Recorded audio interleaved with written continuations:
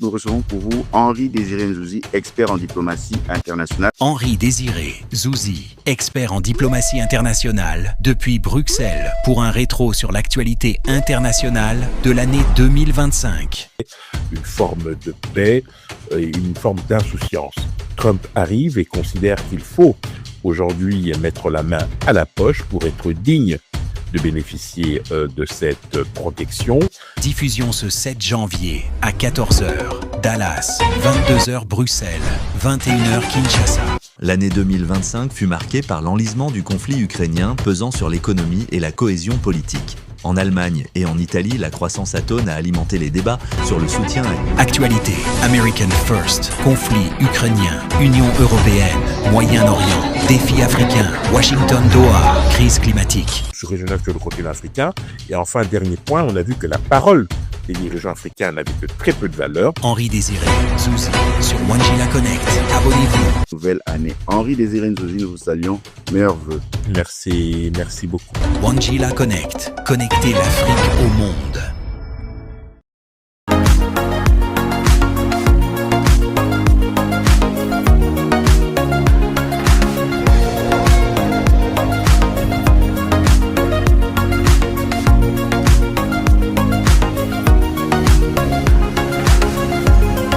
De partout où vous nous suivez, soyez le bienvenu dans votre tout premier numéro de l'année 2026. Une nouvelle année, un nouveau numéro, un nouveau feeling. Parler de l'année 2025 sur le plan diplomatie internationale. Quels sont les éléments qui ont marqué l'année 2025 et ce rétro, quel regard, quelle image par rapport à 2026?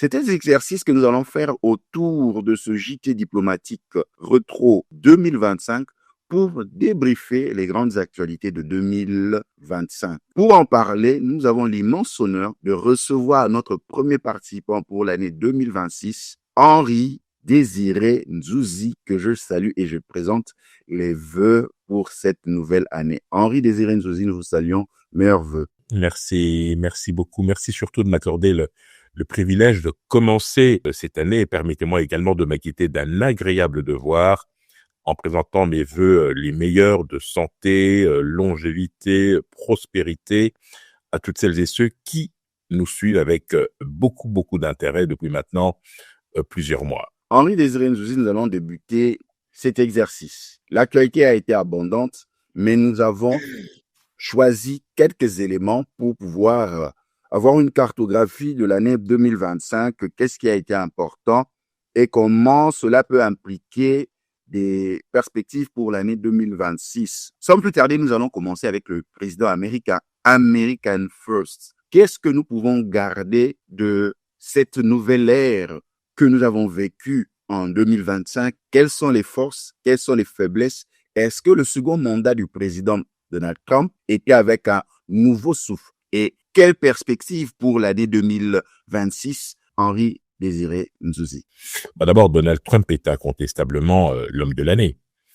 Son retour à la Maison-Blanche le 20 janvier dernier marque effectivement une étape importante dans l'histoire des États-Unis, avec un phénomène assez paradoxal. D'une part, un repli sur l'Amérique vers elle-même, mais en même temps une forme d'interventionnisme à l'international. Sur le plan intérieur, on a vu des décisions extrêmement controversées qui, dans la plupart des cas, ont été remises en cause par des juges ou par des États, car vous le savez, aux États-Unis, il y a, je dirais, une forme d'autonomie de gestion dans le chef des États, avec évidemment des décisions prises au niveau fédéral qui peuvent effectivement violer certaines dispositions de la Constitution. Et puis d'autre part, vous avez un volontarisme à l'international du président américain avec, je dirais, des fortunes diverses, quelques succès, notamment ce cessez-le-feu obtenu dans le conflit entre Israël et l'Iran, des échecs également, puisque il y a des tentatives toujours en cours d'ailleurs pour ramener la paix en Ukraine, mais avec effectivement des épisodes qui n'ont pas toujours été à l'avantage de Donald Trump. Il y a eu aussi, et surtout vous l'aurez compris, une forme de désamour entre, d'une part, les États-Unis et les pays européens membres de l'Alliance atlantique, avec évidemment tout le débat lié sur évidemment la capacité européenne de se doter, je dirais, d'une défense qui soit autonome de celle des États-Unis, ce qui, vous l'aurez compris, est extrêmement difficile au moment où Donald Trump a bousculé les certitudes de ses alliés en imposant notamment une contribution substantielle et en renvoyant bien évidemment les Européens sur d'autres chantiers, puisque vous l'aurez compris, à l'international, Trump s'est en tout cas fait un honneur, un plaisir en tout cas de pouvoir isoler sur le plan diplomatique une Europe qui aujourd'hui essaye tant bien que mal d'exister dans le dossier ukrainien. Sur le plan économique, il y a eu effectivement ce débat lié aux taxes douanières et qui ont crispé bien évidemment la plupart des pays, dont la Chine, qui s'est vue dans un premier temps imposer des taux totalement délirants avant que Donald Trump ne revienne à la raison. La méthode Trump, celle qui aura véritablement marqué l'année 2025, eh bien, c'est une méthode qui est faite d'intimidation, de menaces, de tests pour voir comment est-ce que ses adversaires peuvent accueillir une décision afin de pouvoir, je dirais, rééquilibrer les choses ou tout simplement s'adapter. Donald Trump a réussi à faire le buzz durant toute cette année. Il a aussi réussi à élargir le cercle de ses détracteurs, aussi bien sur le plan intérieur que sur le plan extérieur. On notera notamment parmi les grandes décisions emblématiques prises notamment par le département pour l'efficience économique. Vous savez évidemment la suppression de l'USAID, mais également l'arrêt total de Voice of America, des symboles d'ouverture sur le monde et de coopération à l'international. Enfin, dernier point, le sujet le plus brûlant, je devrais dire, c'est celui concernant les migrants, puisque Donald Trump a décidé de faire des migrants, eh bien, le souffre-douleur de sa politique. Il y a eu des vagues massives d'expulsion, et puis surtout ce leitmotiv qui a été repris à l'envi, notamment par le vice-président J.D. Vance, qui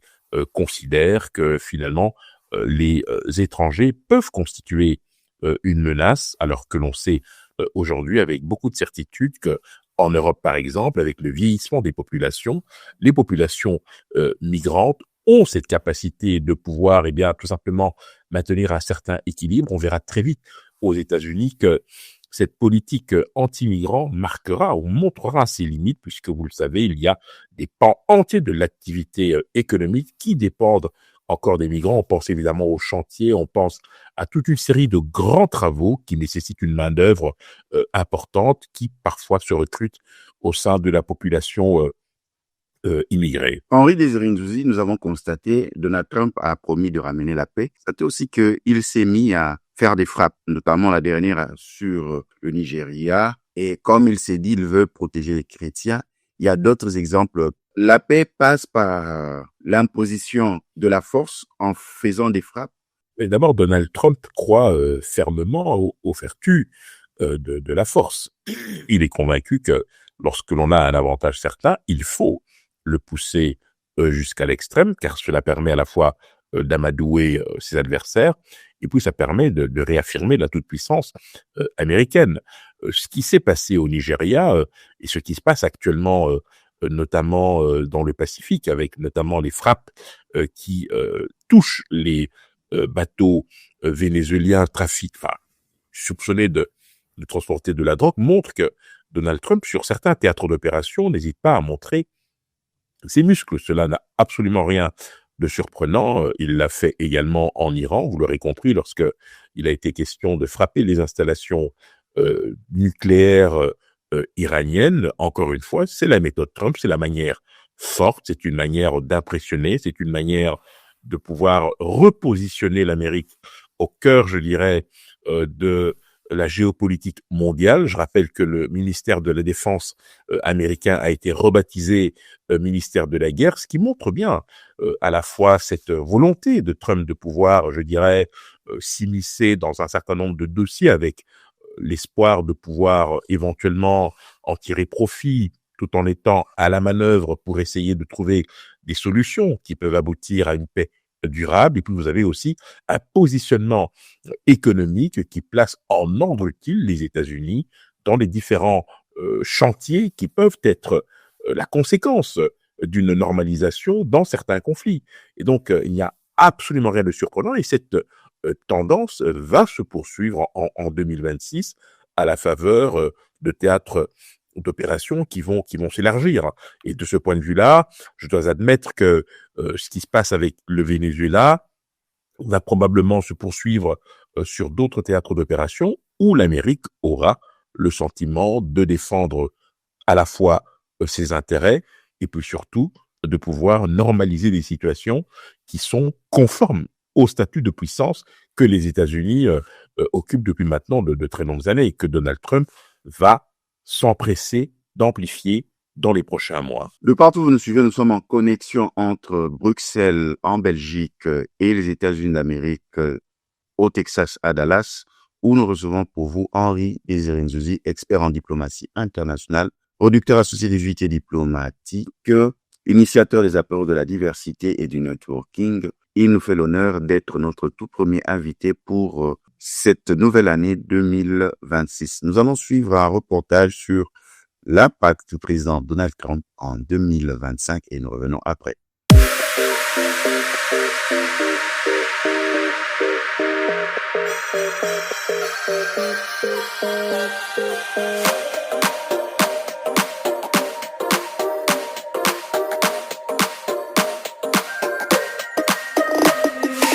« 2025, année du retour de Trump.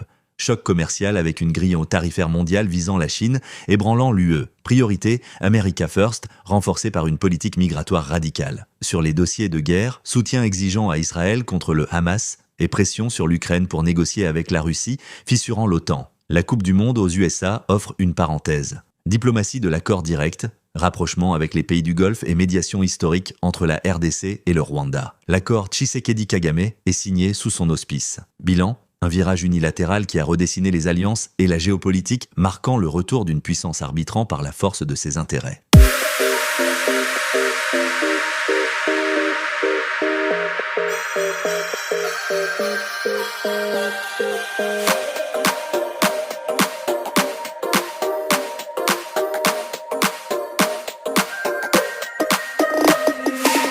De retour sur ce plateau numérique, nous recevons pour vous depuis Bruxelles, en Belgique, en connexion avec les États-Unis d'Amérique dans l'État du Texas, à Dallas, Henri Désiré Nzouzi, expert en diplomatie internationale, producteur associé du JT diplomatique, initiateur des apéros de la diversité et du networking. Passons à notre sujet, l'Ukraine. Qu'est-ce qui n'a pas marché? Donald Trump a promis la paix dans quelques semaines, mais là, on sent comme si ça s'ennuyait. Qu'est-ce qui n'a pas marché pour que cette paix tant voulue par tous, surtout les Européens, n'a pas eu lieu en 2025 et pourquoi le président russe Vladimir Poutine reste campé sur ses offensifs? Bon, d'abord, ce qu'il faut rappeler, c'est que la promesse de Donald Trump n'était en réalité qu'un argument de campagne. Dans le feu de l'action, il s'est senti obligé de se prononcer sur un conflit qui, de son point de vue, n'aurait jamais eu lieu si lui était à la place de Joe Biden. Vous l'aurez compris, ce sont malheureusement des postures qui, avec le recul, apparaissent véritablement comme, je dirais, une ignorance totale des grands enjeux et surtout une méconnaissance de la complexité du conflit entre la Russie et l'Ukraine. C'est donc avec un simplisme déconcertant que Donald Trump s'est saisi de ce problème, pensant qu'il allait le résoudre en quelques semaines. À l'inverse, vous l'aurez compris, Vladimir Poutine poursuit un triple objectif en Ukraine. D'abord, il veut s'assurer que toute la zone de l'Oblast et du Donbass, ainsi que la Crimée, reviendront de toute manière à la Russie. C'est déjà le cas de la Crimée.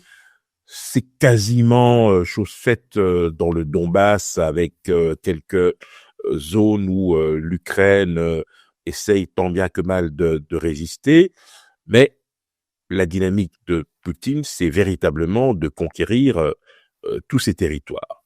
Le deuxième objectif, évidemment, c'est d'obtenir le départ de Zelensky, en ce compris par des élections qui lui seraient imposées éventuellement dans le cadre d'un plan de paix. Et puis le troisième objectif, c'est d'avoir la certitude qu'à aucun moment, l'Ukraine pourrait rejoindre l'OTAN. Ces trois objectifs qui sont, je dirais, poursuivis par Vladimir Poutine trouvent malheureusement, il faut bien le dire, un écho favorable chez Donald Trump, et c'est cela qui rend l'équation pratiquement difficile. Étant donné que Donald Trump ne connaît que le langage de la force, il a en face de lui un partisan de la force. Or, vous avez deux superpuissances qui n'ont aucun intérêt à se contrarier mutuellement et qui peuvent utiliser l'Ukraine comme variable d'ajustement pour essayer, d'une part, de satisfaire les ambitions hégémoniques de la Russie et d'autre part, de satisfaire les appétits économiques d'une Amérique qui ne rêve que d'une chose, c'est d'être aux premières loges pour la reconstruction d'une Ukraine partiellement détruite. Et donc, dans ce jeu, dans ce bras de fer, dans cette partie d'échecs, vous avez une Europe totalement inexistante en fait et qui essaye par une volonté affichée, qui est tout à fait louable d'ailleurs, de constituer un front, un bloc de résistance, mais qui est très vite fragilisé par des prises de position dissidentes au sein même de l'Europe, avec, vous l'aurez compris, des pays comme la Tchéquie, comme la Hongrie, qui s'entêtent à épouser les thèses russes, ce qui fragilise bien évidemment le front des pays qui décident effectivement d'accompagner l'Ukraine dans cette résistance contre la Russie.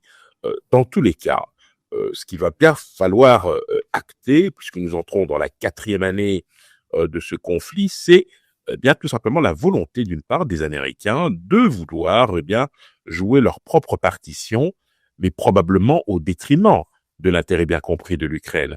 Mais on verra comment les choses s'articuleront. La politique et la diplomatie sont dynamiques. Les nouvelles que nous avons en ce début d'année montrent qu'il y a une forme d'optimisme côté ukrainien, mais ce ne sera pas la première fois. Nous avons souvent été habitués à ce genre de situation pour déchanter par la suite. Donc, restons prudents, essayons d'analyser froidement les choses, mais une chose est certaine, c'est que quel que soit le cas de figure qui va se présenter dans les prochaines semaines, je crains malheureusement que le peuple ukrainien ne soit le grand perdant. Henri Désiré Nzouzi, nous parlons aussi de l'Europe. L'Europe où vous avez la montée des partis de l'extrême droite au pouvoir, où vous avez vu leur augmentation à la contribution de l'OTAN par rapport à la sécurité, les crises politiques, que ce soit en Belgique, que ce soit en France, en Allemagne. Que retenir de 2025 pour l'Union européenne et surtout l'OTAN? Alors, au niveau de l'OTAN, on a vu effectivement que Donald Trump a poussé les Européens dans leur dernier retranchement en leur imposant notamment une augmentation substantielle de leur contribution. Parce que durant près de 80 ans, l'Europe a vécu dans une sorte de rente sécuritaire, un parapluie américain qui leur garantissait une forme de paix et une forme d'insouciance. Trump arrive et considère qu'il faut aujourd'hui mettre la main à la poche pour être digne de bénéficier de cette protection, ce qui, bien évidemment, remet au bout du jour le débat sur la nécessité pour l'Europe de se doter d'une défense qui se veut à la fois commune, mais également autonome du parapluie américain, ce qui, vous l'aurez compris, n'est pas du tout, je dirais, chose facile, puisque vous avez au sein même de ces pays européens ceux qui préfèrent rester dans le giron américain, et puis vous avez des pays comme la France, seule puissance nucléaire de l'Europe, qui peut effectivement avoir des velléités à vouloir se positionner comme un pays qui pourrait éventuellement élargir son parapluie nucléaire aux autres pays européens. Pour autant, vous aurez constaté également que la plupart de ces pays sont traversés par des lignes de fracture qui ont permis notamment l'arrivée au pouvoir de partis d'extrême droite ou nationalistes, que ce soit en Belgique, aux Pays-Bas, en Italie, en Allemagne et peut-être demain en France, si jamais le Rassemblement national arrive, je dirais, au pouvoir. Cela est la conséquence d'un constat, c'est que les politiques qui ont été menées depuis ces 20 ou 30 dernières années, à la fois sur le plan économique et social, n'ont pas donné satisfaction à certaines opinions publiques, les contraignant ou les incitant à vouloir tester d'autres modèles de gestion qui n'ont pas toujours fait la démonstration de leur efficacité. Vous avez vu qu'en France, par exemple, on a vu en 2025 3 premiers ministres nommés en l'espace de quelques mois. On a vu une Belgique, notamment pour ce qui est de la région Bruxelles-Capitale, privée de gouvernement pendant plus d'une année. Et aujourd'hui, au moment où nous parlons, en ce début d'année 2026, la situation ne s'est toujours pas améliorée. La France est entrée dans cette année 2026 sans un budget. On voit également qu'il y a un certain nombre de pays qui connaissent des crises en interne parce qu'aujourd'hui, la machine est totalement bloquée parce que les choix qui ont été opérés ne satisfont pas le plus grand nombre et au moment, surtout, où vous avez de sérieux doutes liés notamment à la sécurité internationale. La situation en Ukraine impacte fortement les pays européens au niveau notamment des chaînes d'approvisionnement de gaz et de pétrole. Cela peut effectivement avoir des conséquences sur la croissance économique. On sait déjà que pour 2026, par exemple, eh bien, le taux ne sera pas au rendez-vous. Il y aura, dans de très rares exemples, une forme de résilience économique, mais vous verrez que tout, finalement, est lié et il faudra effectivement trouver des marges de manœuvre financières ailleurs, et cela risque effectivement de conduire à des situations autrement plus compliquées. Donc, c'est une année qui commence comme c'est terminé l'année 2025, c'est-à-dire avec beaucoup de doutes, avec beaucoup d'incertitudes et avec beaucoup de questionnements sur la capacité réelle ou supposée des gouvernants à pouvoir, eh bien, tout simplement trouver les voies et moyens de sortir de cette situation de crise. De partout où vous nous suivez, nous sommes en connexion entre Bruxelles, en Belgique et les États-Unis d'Amérique dans l'État du Texas à Dallas, où nous recevons pour vous Henri Désiré Nzouzi, expert en diplomatie internationale, producteur associé du JT diplomatique, initiateur des apéros de la diversité et du networking. Nous allons suivre ce reportage de Kiev à Paris. Que retenir de l'année 2025 en Europe? Nous revenons après.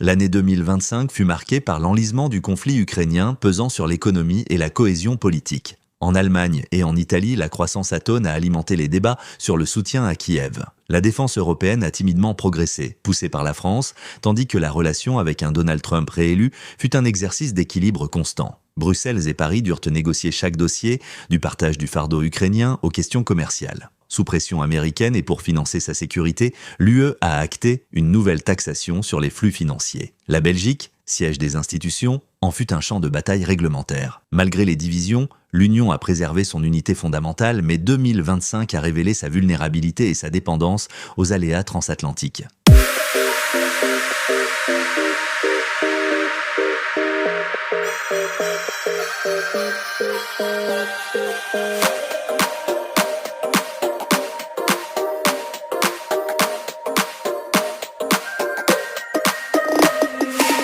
De retour sur ce plateau numérique, nous recevons pour vous depuis Bruxelles en Belgique Henri Désiré Nzouzi, expert en diplomatie internationale, producteur associé du JT diplomatique, initiateur des apéros de la diversité et du networking. Passons à un autre sujet, Moyen-Orient. Pour l'année 2025, le grand sujet était Israël, Palestine et l'influence du Qatar. Quelle est votre vision panoramique de l'année 2025 au Moyen-Orient et les perspectives pour l'année 2026? Est-ce que on aura toujours le même sujet, les mêmes préoccupations? Henri Désiré Nzouzi. Oui, bien sûr, les mêmes préoccupations vont perdurer, vont se poursuivre. Nous évoquions en début d'émission le fait que l'année 2025 a été marquée notamment par le choc frontal entre Israël et l'Iran, mais aussi avec les supplétifs pour ne pas dire les proxys de l'Iran, on les connaît. Vous avez notamment le Hezbollah, la milice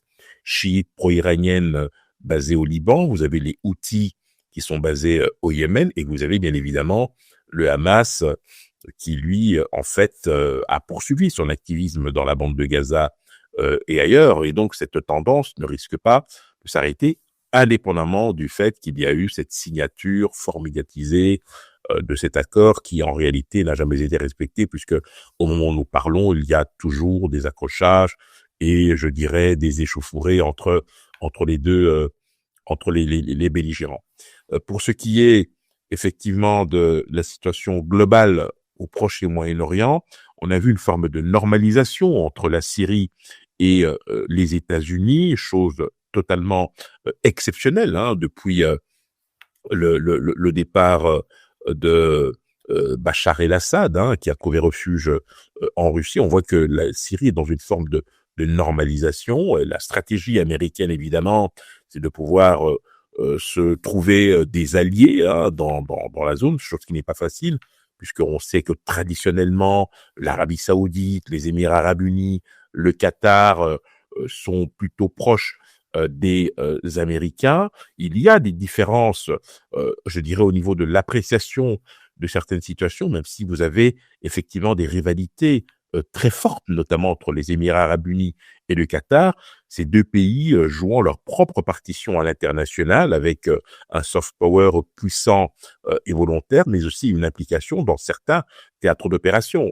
Si je prends l'exemple du conflit au Soudan, on voit que le Qatar essaye de mener une médiation un peu, je dirais, conforme à l'image que ce pays essaie de donner à l'international, et vous avez les Émirats Arabes Unis qui sont soupçonnés, à l'inverse, de soutenir les forces de soutien rapide. Donc, vous avez toute cette architecture géopolitique, stratégique et diplomatique qui, effectivement, fait que certains acteurs essayent de peser dans certains dossiers pour se positionner à l'international. Et je dirais que c'est plutôt de bonne guerre. La question maintenant, c'est de savoir que peut-on attendre de ces différents acteurs en 2026. Chacun aura à cœur de pouvoir pousser son avantage sur des dossiers qu'il maîtrise le mieux.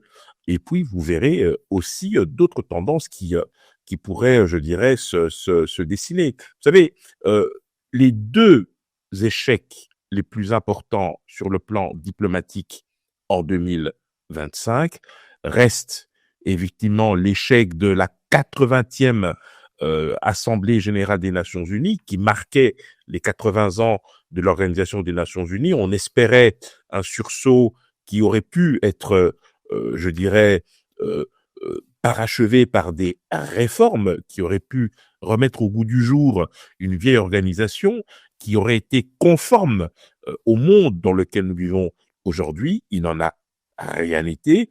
Et puis vous avez la COP30 au Brésil qui n'a absolument débouché sur rien et qui montre qu'aujourd'hui, le monde est véritablement à l'arrêt.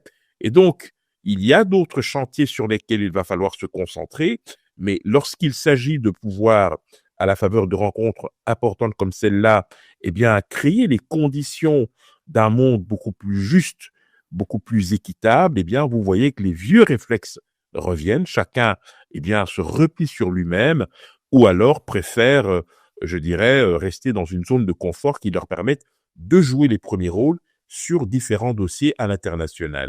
De partout où vous nous suivez, nous sommes en connexion entre Bruxelles, en Belgique, et les États-Unis d'Amérique dans l'État du Texas, à Dallas, où nous recevons pour vous Henri Désiré Nzouzi, expert en diplomatie internationale, producteur associé du JT diplomatique et initiateur des apéros de la diversité et du networking. Nous allons suivre ce reportage sur Israël, Palestine et Qatar, les sujets d'influence en 2025 au Moyen-Orient. Nous revenons après cet élément.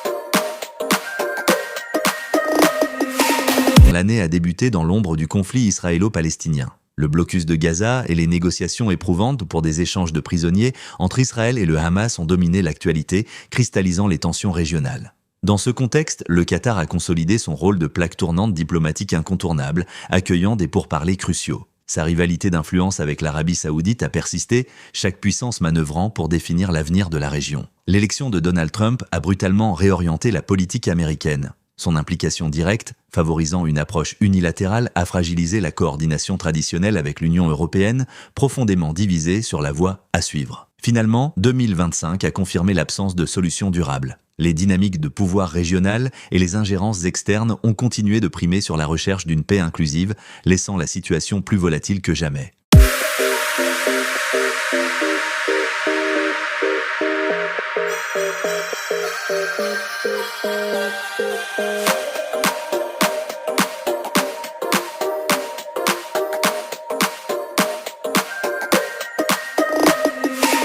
De retour sur ce plateau numérique, nous recevons pour vous depuis Bruxelles, en Belgique, en connexion avec les États-Unis d'Amérique, dans l'État du Texas, à Dallas, Henri-Désiré Nzouzi, expert en diplomatie internationale, producteur associé du JT diplomatique, initiateur des apéros de la diversité et du networking.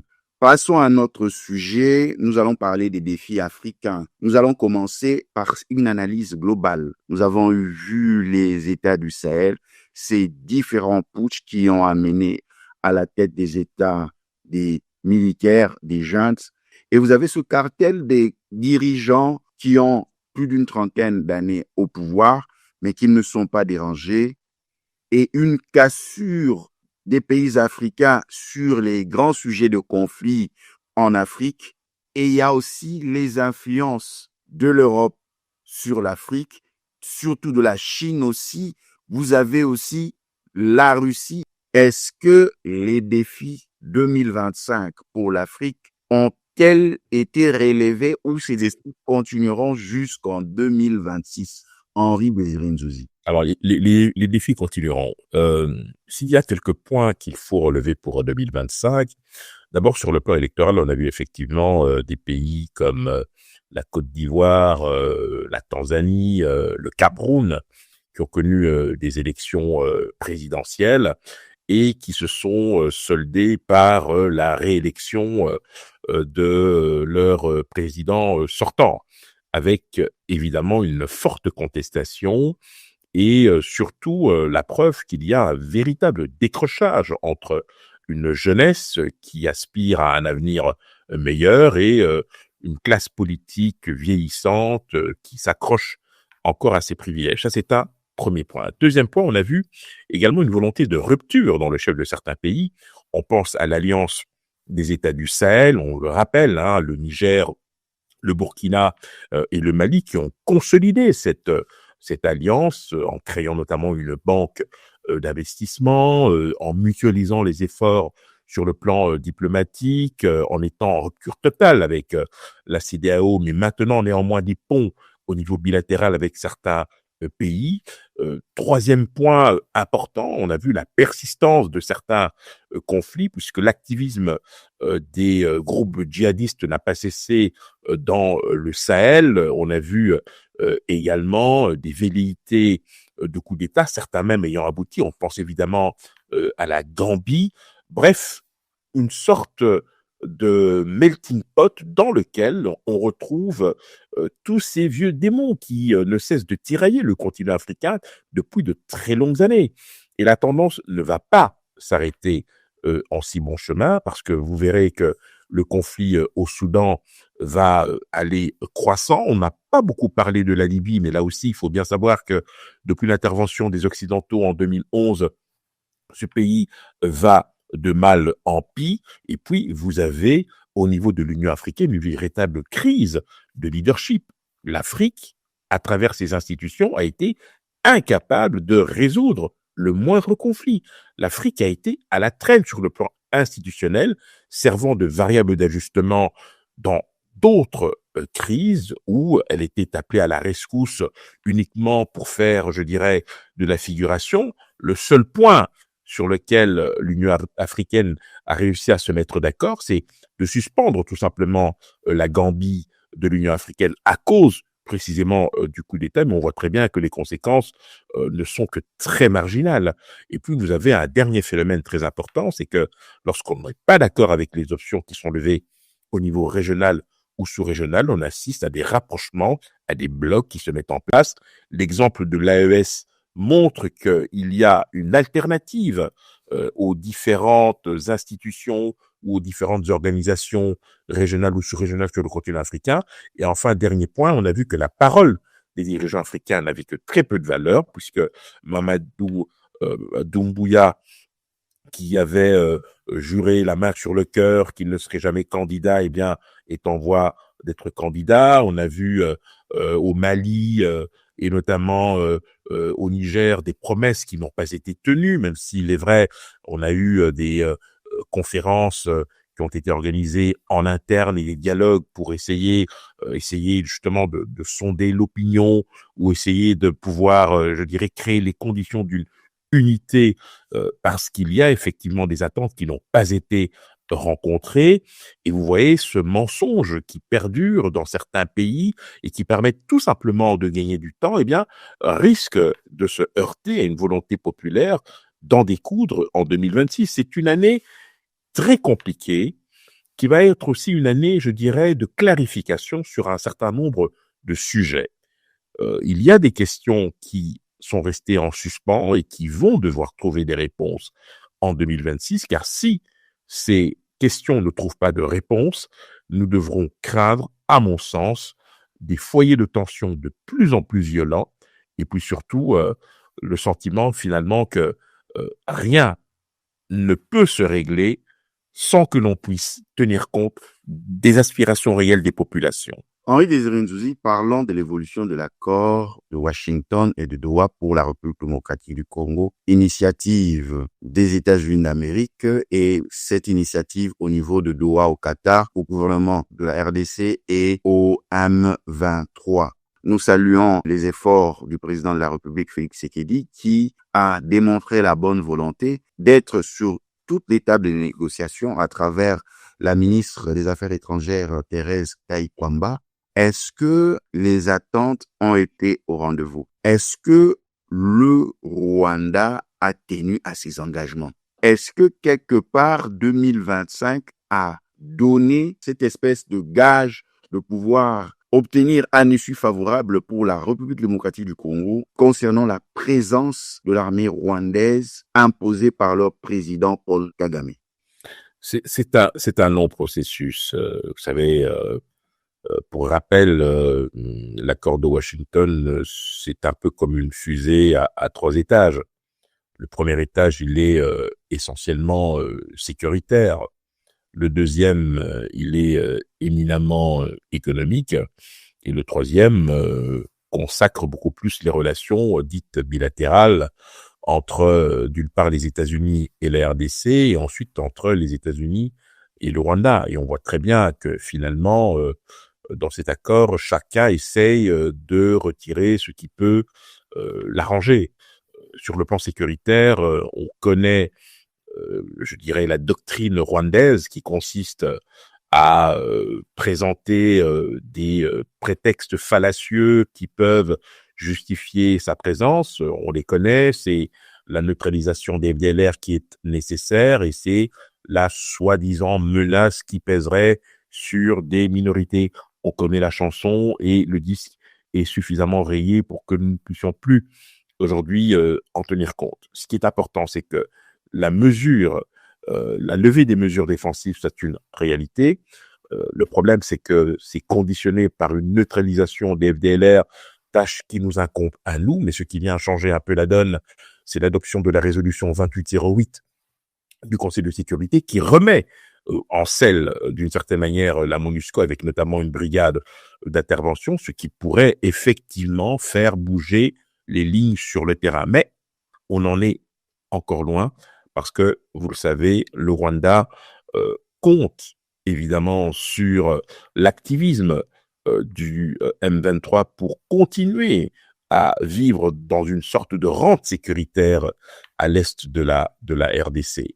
Et puis vous avez les intérêts économiques sur lesquels comptent énormément les Américains, mais qui dépendent aussi de la bonne foi des signataires. On pense évidemment à la bonne foi du Rwanda qui malheureusement a déjà montré ses limites. Vous savez, la complexité de ce dossier vient du fait que vous avez les acteurs internationaux qui ne jouent pas franc jeu. Étant donné que le Rwanda est dans la transgression depuis le début de cette affaire, peut-être serait-il utile aussi que la RDC soit aussi dans une forme de transgression qui permette de faire bouger les lignes, c'est-à-dire prendre des initiatives spectaculaires auxquelles on ne s'attend pas et qui auront le mérite de remettre un peu les choses en perspective ou de clarifier les choses. Parce que aujourd'hui, en 2026, continuer à faire preuve de bonne foi, à faire preuve de bonne volonté, ne suffisent pas. On a même parfois tendance à penser que ça devient une faiblesse dans certaines situations. Et donc, c'est pour ça que je plaide véritablement pour que nous soyons à l'offensive pour ce faire, pour ne plus subir et surtout pour que nous puissions sortir de cette posture victimaire qui peut parfois nous caractériser, d'attendre que la communauté internationale se mobilise à notre place. Nous devons prendre des initiatives. La résolution 2808 nous donne une opportunité de pouvoir, sur le plan militaire, aller dans une dynamique de conquête.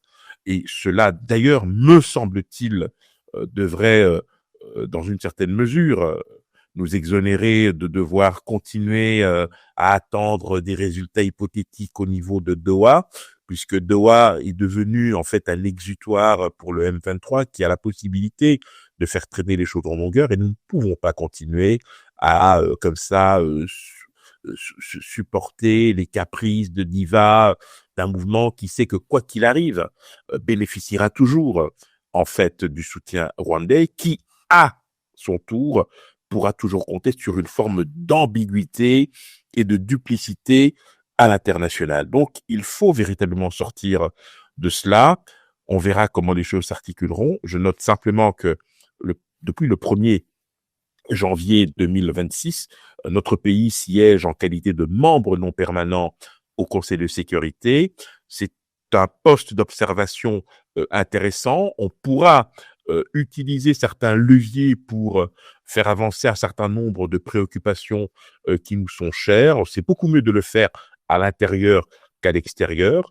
Nous pouvons compter sur certains alliés, mais qui devraient aller beaucoup plus loin et dépasser le stade, je dirais, des intentions et des incantations pour que l'on puisse véritablement trouver en 2026 une issue rapide à ce conflit qui n'en finit pas de peser sur nous, d'hypothéquer des vies et surtout de nous créer des problèmes que nous aurons certainement à régler sur le moyen terme. Bon, il faut véritablement que cette prise de conscience s'accompagne d'actes forts, de mesures fortes et d'initiatives qui nous fassent respecter.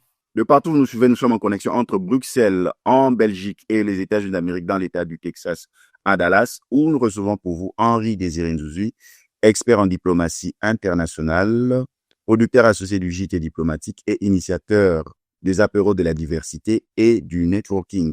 Nous allons suivre ces reportages sur les grands défis imposés en Afrique en 2025 et nous revenons après.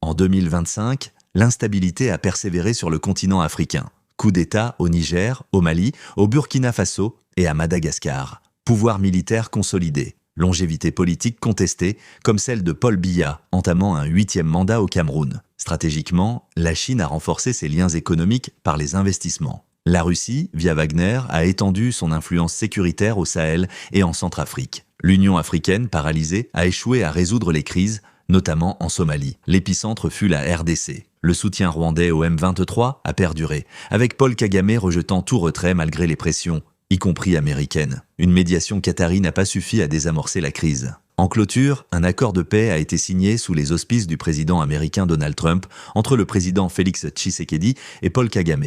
La RDC a aussi conclu un accord stratégique avec les États-Unis sur ses minerais rares et a obtenu un siège non permanent au Conseil de sécurité de l'ONU pour 2026 à 2027. L'année 2025 a été sujet de plusieurs défis pour l'Afrique.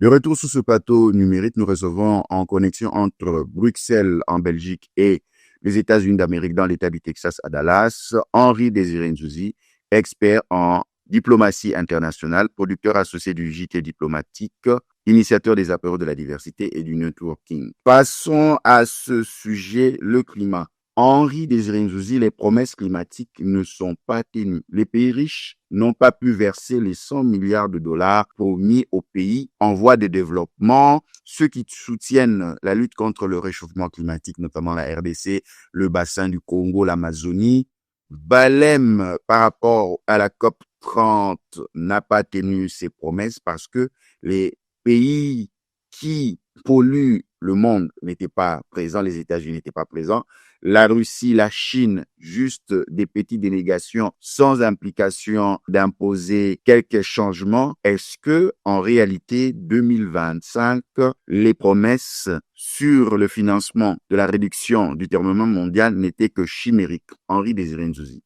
2025 marque également le 10e anniversaire de la COP 21. Tout le monde se souvient de la COP de Paris avec ces résolutions courageuses, avec cet engagement de réduire les émissions de gaz à effet de serre et surtout avec cet objectif extrêmement ambitieux de réduire de 2 degrés au moins tout cela. Et donc, depuis lors, il s'est passé beaucoup de choses. Le monde a connu des fortunes diverses, de nouveaux conflits sont arrivés, bousculant des certitudes, notamment du bloc occidental, et remettant forcément en cause la nature des engagements qui ont été pris à Paris. Et depuis 10 ans, on voit qu'à chacune des COP, eh bien, il y a une forme de désengagement de la part des gros pollueurs, et puis une difficulté, et ça c'est qui est assez paradoxal, une grosse difficulté des pays africains à pouvoir parfois parler d'une seule voix ou à mutualiser ces efforts plutôt que de rester constamment à la traîne sur des dossiers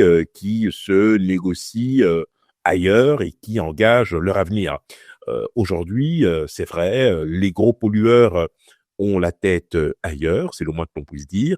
Certains sont engagés dans des conflits ouverts sur le plan militaire ou sur le plan économique, modifiant par la même occasion les priorités qui sont les leurs et laissant en pertes et profits ce dossier du réchauffement climatique qui n'en finit pas de faire des dégâts.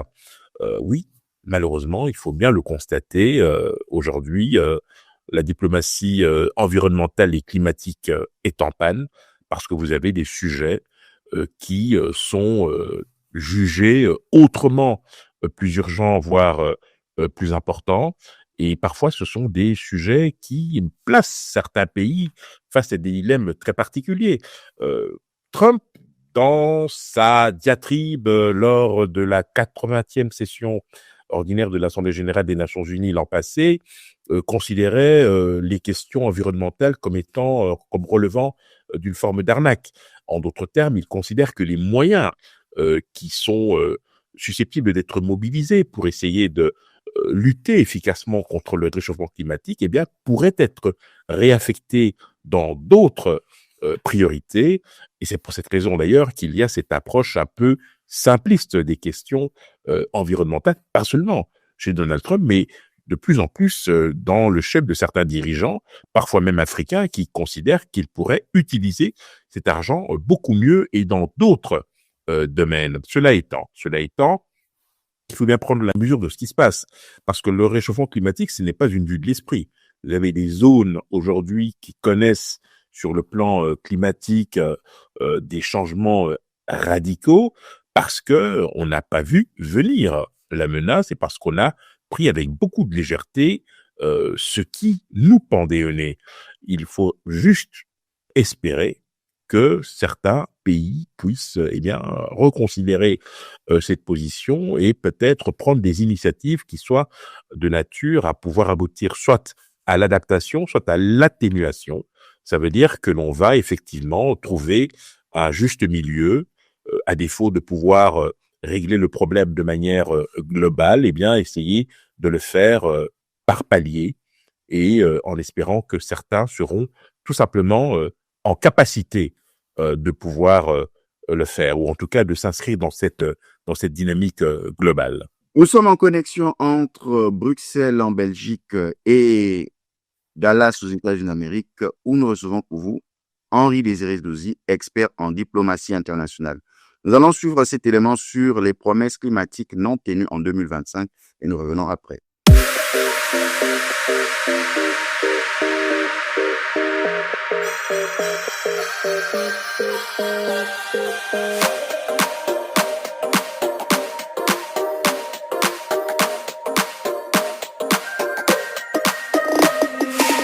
L'année 2025 restera comme celle du grand renoncement. Les pays développés ont, une nouvelle fois, manqué à leur promesse de verser 100 milliards de dollars annuels aux pays du Sud pour le climat, créant un profond fossé de défiance. Les émissions mondiales de CO2 ont encore augmenté, atteignant un record de près de 37 milliards de tonnes. Les objectifs de réduction des énergies fossiles sont restés lettre morte. La production de charbon a cru de 1,4%, tandis que les projets d'expansion pétrolière et gazière, notamment aux États-Unis et au Moyen-Orient, ont poursuivi leur cours, verrouillant des décennies d'émissions futures. Les conséquences ont été catastrophiques. Mégafeux en Amazonie, canicules records en Europe et en Asie, et cyclones dévastateurs dans l'océan Indien. Les pertes économiques liées au climat ont dépassé les 300 milliards de dollars. Dans ce contexte, la COP30 à Belém, au Brésil, s'est achevée sur un échec cuisant. Aucun accord ambitieux sur la sortie des fossiles ni sur le nouveau financement n'a émergé, laissant la planète sans cap face à l'urgence.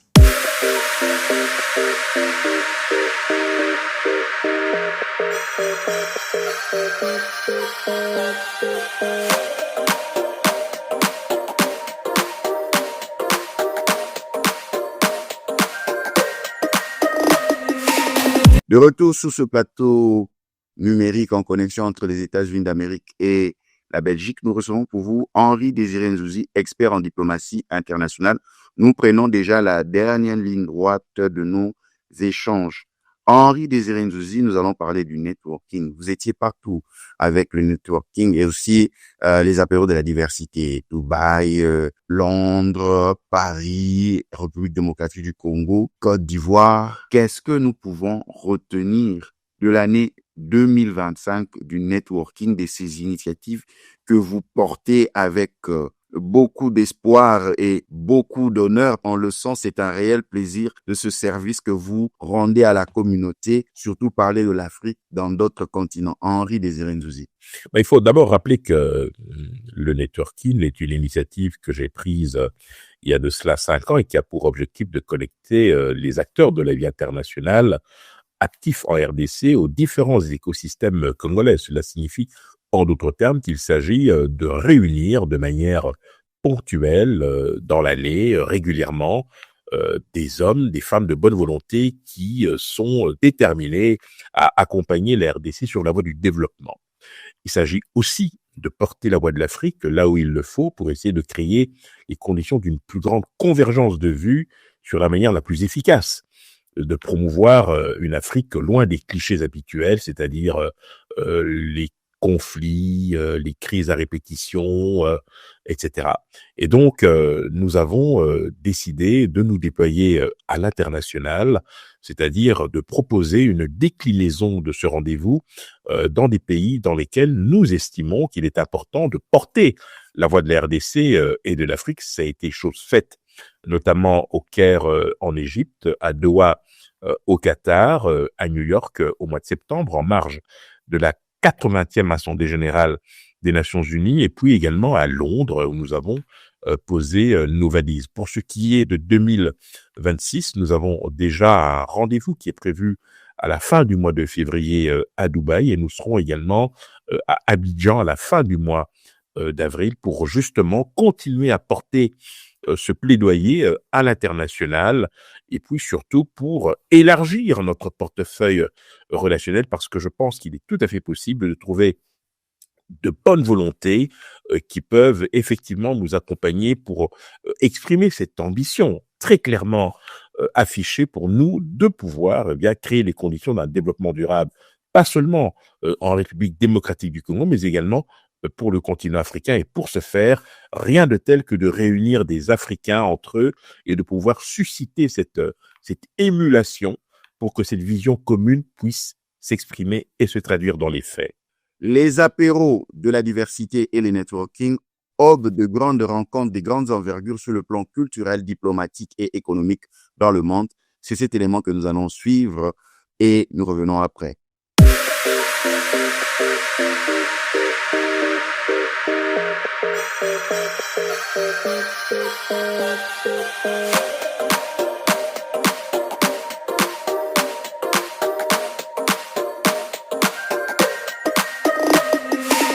Initié il y a 5 ans par l'expert en diplomatie internationale Henri-Désiré Zouzi, le networking a confirmé en 2025 son rôle de plateforme incontournable. Cette initiative, couplée aux apéros de la diversité, vise à connecter les acteurs internationaux aux écosystèmes congolais et africains. L'année a été marquée par une expansion géographique remarquable dont les éditions majeures ont été organisées à travers le monde. Londres, Dubaï, Doha, New York, Paris, Bruxelles, Kinshasa, Abidjan, pour ne citer que cela. Ces sommets ont réuni, selon les organisateurs, plusieurs décideurs issus des secteurs diplomatiques, économiques et culturels. L'objectif affiché, créer des synergies concrètes pour accompagner le développement de la RDC et porter la voix de l'Afrique. L'initiative, médiatisée par le JT diplomatique et d'autres supports, s'est imposée comme un réseau d'influence et de coopération sud-sud et nord-sud, fédérant une communauté déterminée à agir pour le rayonnement du continent.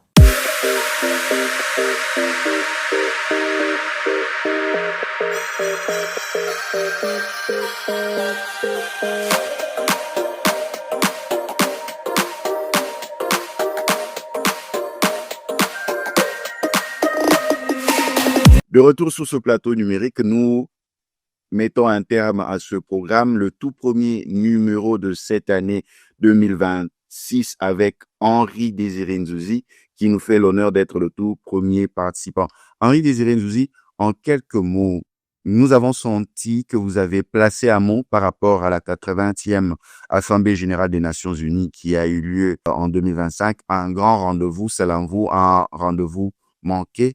Mais la grande question en quelques mots, quelle sera votre perspective par rapport aux Nations unies en 2026, tous ces défis qui vont se présenter tout au long de l'année? Henri-Désiré Nzouzi. Mais la marge de manœuvre des Nations unies est très étroite. Vous remarquerez que sur les grands dossiers internationaux, comme le conflit israélo-palestinien, le conflit en Ukraine, les Nations unies sont totalement absents, inaudibles.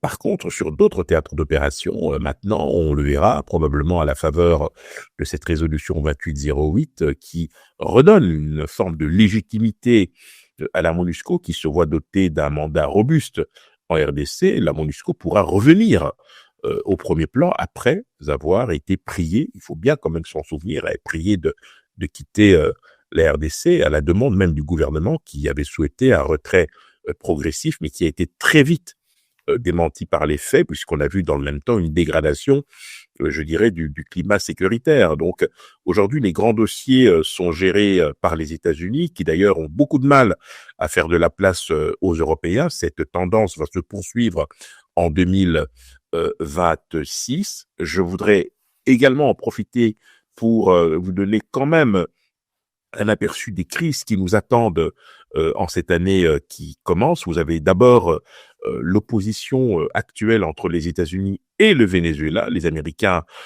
évidemment, essayent tant bien que mal, en tout cas, de réduire l'influence que peut avoir le président Maduro sur le reste des pays d'Amérique du Sud, en pilonnant notamment pour des raisons préventives certains navires soupçonnés de couvrir du trafic, nous avons une recrudescence de la tension entre la Chine et Taïwan. C'est important de le relever. Ça risque effectivement de dégénérer en cette année 2026. Il y a aussi, très peu en ont parlé, eh bien, c'est les tensions que l'on observe depuis quelque temps entre la Corée du Nord et le Japon, parce que vous savez qu'un officiel japonais a évoqué, il y a de cela quelques jours, la possibilité pour le Japon de se doter de l'arme nucléaire pour se défendre contre toute menace extérieure, sous-entendu la menace nord-coréenne, ce à quoi les Nord-Coréens ont répondu qu'il n'en était pas question. Nous verrons comment les choses vont s'articuler. Pour ce qui est d'Israël et du reste des pays qui lui sont hostiles, notamment l'Iran, qui continuera, à mon sens, de s'appuyer sur ses supplétifs Houthis au Yémen, Hezbollah au Liban et Hamas, a créé des difficultés importantes. La situation au Soudan ne va pas s'améliorer. Il y aura toujours cet antagonisme entre les forces de soutien rapide du général Hemeti contre effectivement le général qui s'accroche ostensiblement à Khartoum, avec un risque de débordement, notamment dans le Darfour. Les Américains ont commencé à bombarder des positions islamistes, notamment au Nigeria. Cette situation pourrait se reproduire sur d'autres théâtres d'opération. C'est aussi important de le relever. Et quant à la situation qui prévaut à l'est de la République démocratique du Congo, son évolution dépendra de plusieurs facteurs. D'abord, la prise de responsabilité des États-Unis qui ont parrainé l'accord de Washington et qui jouent véritablement leur crédibilité. Malheureusement, force est de constater que l'appel au retrait sans condition du M23 d'Ouvira, pour l'instant, n'a pas donné de résultat, ce qui montre bien toute la difficulté et toute la complexité de la situation. Bref, en ce qui nous concerne, Congolais, nous devrons prendre des initiatives fortes pour nous faire respecter. Henri Désiré Nzouzi, un grand merci d'avoir participé à ce premier numéro de notre magazine en 2026. Merci, c'est un plaisir.